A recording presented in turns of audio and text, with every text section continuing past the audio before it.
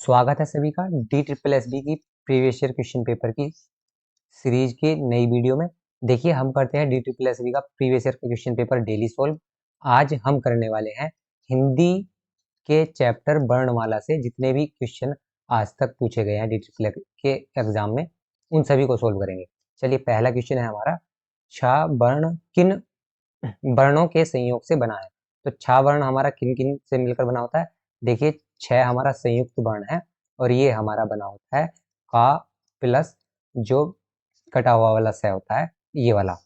तो इसमें कौन सा ऑप्शन हो जाएगा? पहला नहीं है, दूसरा नहीं है, तीसरा नहीं है, चौथा नहीं है, इनमें कोई सा भी ऑप्शन नहीं दिया हुआ। तो दिए गए विकल्पों में कोई भी विकल्प सही नहीं है।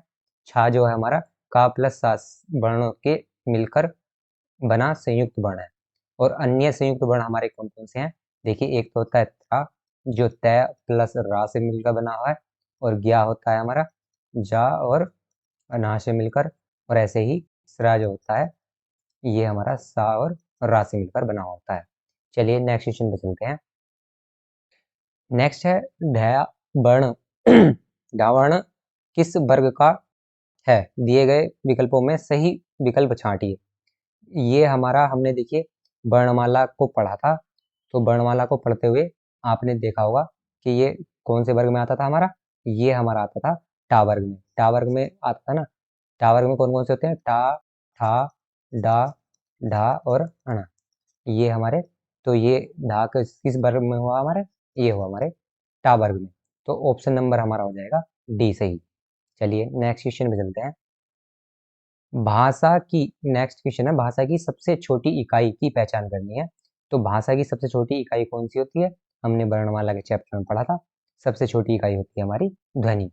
तो ऑप्शन नंबर ए ठीक हो जाएगा। ये कुछ इसकी व्याख्या दी हुई है। भाषा की सबसे छोटी इकाई को ध्वनि कहते हैं, लघुत्तम वाक ध्वनि को वर्ण कहते हैं। जब जो लघुत्तम वाक होता है उसे उस ध्वनि को क्या बोलते हैं? वर्ण बोलते हैं। वर्ण उस मूल ध्वनि को कहते हैं जिनका खंड न हो, जैसे अ ई च वाक है।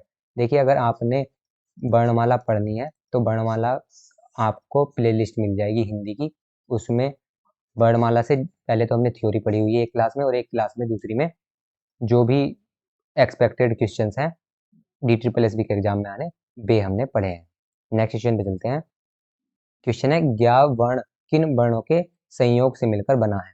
तो अभी हमने पढ़ा था ज्ञा किस किस से मिलकर बना होता है? जा प्लस अना से, ये वाले से। तो ऑप्शन नंबर कौन सा हो जाएगा हमारा? ऑप्शन नंबर ए ठीक हो जाएगा। देखो एक ऑप्शन ये भी दिया हुआ है पर इसमें जो है हमें हलंत नहीं दिया हुआ, तो इसमें होना कौन सा चाहिए? हलंत वाला ठीक होना चाहिए। नेक्स्ट क्वेश्चन चलते हैं। क्वेश्चन नंबर 5, पा किस तरह की ध्वनि है? नीचे दिए गए विकल्पों में से सही विकल्प का चयन करना है हमें। तो पा कौन सा होता है? जब हमने वर्णमाला पढ़ी थी, पढ़ा था ये अच्छे से, ये हमारा ओष्ठ्य ध्वनि है। अब एक बार आप ये देख लीजिए, कंठीय ध्वनि होती है का वर्ग की, और तालव्य होती है चा वर्ग की, मूर्धन्य होती है टा वर्ग की, और दंतीय ता वर्ग की, ओष्ठ्य पा वर्ग की।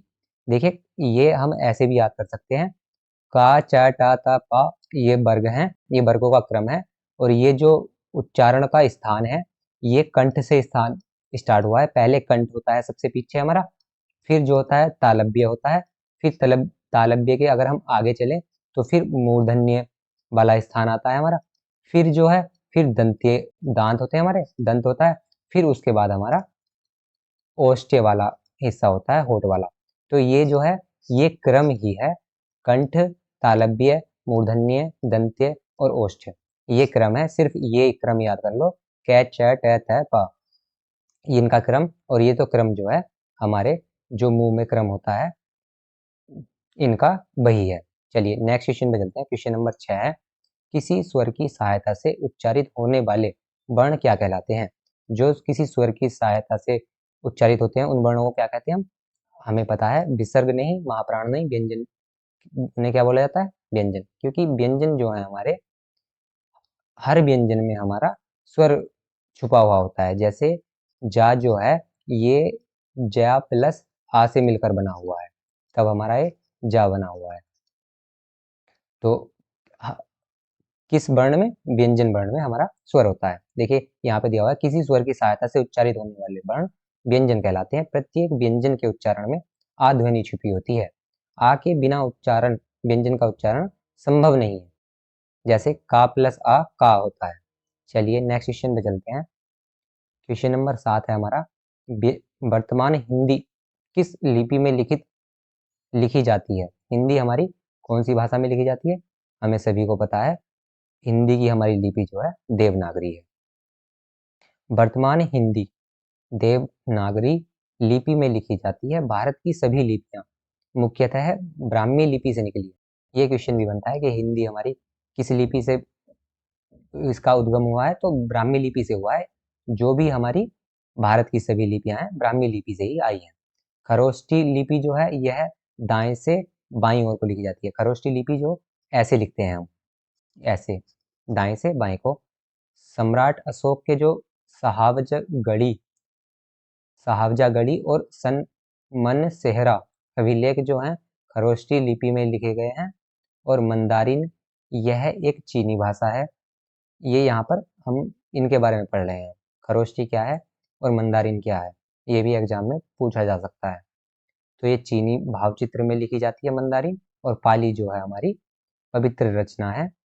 इसे बौद्ध त्रिपिटक की भाषा के रूप में जाना जाता है। तो पाली जो है हमारी, ये हमारी बौद्ध की त्रिपिटक भाषा है।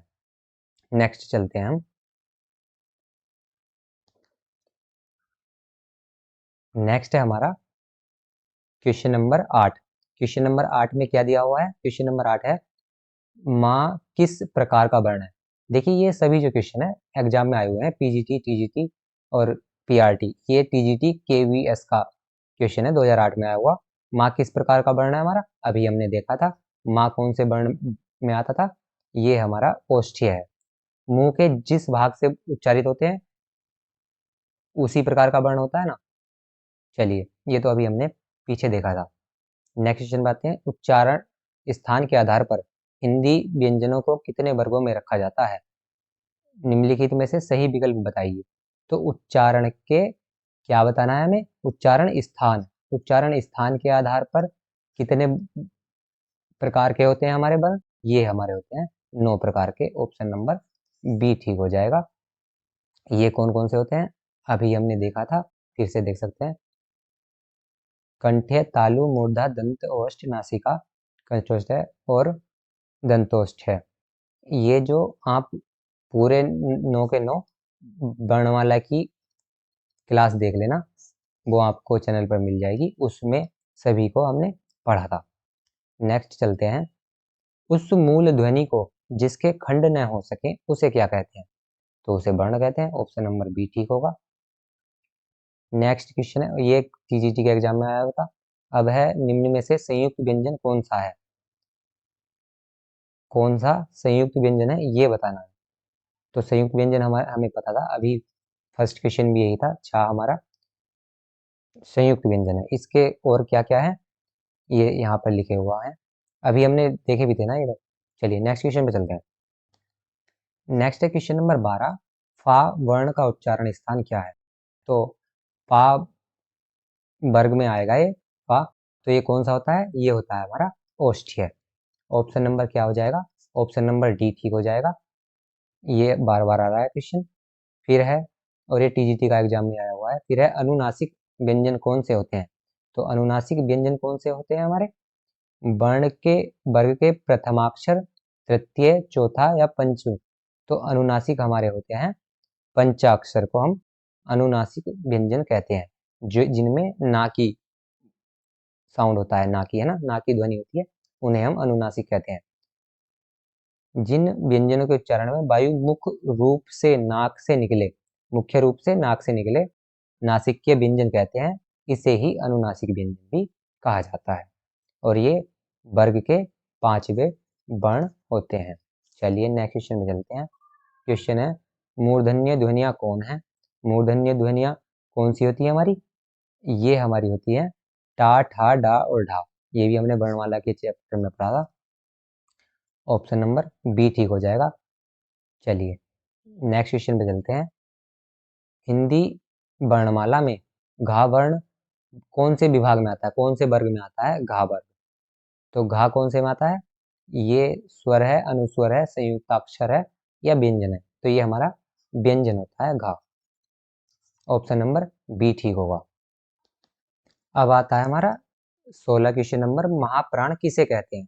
महाप्राण किसे कहते हैं हम? ये भी हमने पढ़ा था, जिन वर्णों के उच्चारण में मुख से अधिक श्वास निकले। जब ज्यादा श्वास का यूज किया जाता है उच्चारण में, उसे हम महाप्राण कहते हैं। तो ऑप्शन नंबर बी ठीक होगा। चलिए नेक्स्ट, इसमें देख सकते हैं, मुख से अधिक श्वास निकले या जिन वर्णों के उच्चारण में हा ध्वनि विशेष रूप से सुनाई दे। जिसमें हा का साउंड ज्यादा आता है उसी को महाप्राण कहा जाता है ना। और ये हर वर्ग का कौन सा होता है? वर्ग का दूसरा और चौथा वर्ण को हम क्या कहते हैं? महाप्राण कहते हैं, दूसरे और चौथे को। और सा वर्ग के जो हैं सा सा सा और हा, ये भी हमारे महाप्राण हैं। और अल्प प्राण हमारे कौन से हो जाएंगे? अल्प प्राण हो जाएंगे हमारे वर्ग के विषम वाले जो होते हैं 1 3 और 5 ऑड पोजीशन के। चलिए नेक्स्ट क्वेश्चन है हमारा क्वेश्चन नंबर 17, निम्न में से कौन सा वर्ण अल्प प्राण को दर्शाता है? तो देखिए हम देख लेंगे कौन सा 1 3 या 5वें स्थान पर है। तो इनमें दिए गए ऑप्शंस में अणा जो है हमारा 5वें स्थान पर आता है। तो ऑप्शन नंबर सी ठीक होगा। चलिए नेक्स्ट क्वेश्चन में चलते हैं, निम्न में से कौन सा वर्ण महाप्राण को दर्शाता है? महाप्राण हमने देखे थे अभी, दूसरे और चौथे स्थान वाले हैं। तो इनमें से टा के बाद टा वर्ण वर्ग में ठा दूसरे नंबर पे आता है ना, टा और ठा। तो क्या हो जाएगा? ठा वाला हो जाएगा, ऑप्शन नंबर डी ठीक हो जाएगा। फिर है अल्प प्राण किसे कहते हैं?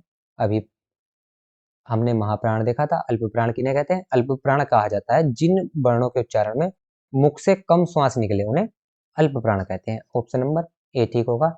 नेक्स्ट पे चलते हैं, निम्न में से कौन सा वर्ण अघोष व्यंजन है? अघोष व्यंजन हमारे कौन कौन से होते हैं? देखिए, जिन ध्वनियों के उच्चारण में स्वतंत्र स्वर तंत्रियों में कंपन न हो, जो स्वर तंत्रियां होती हैं हमारी, उनमें कंपन नहीं होता है।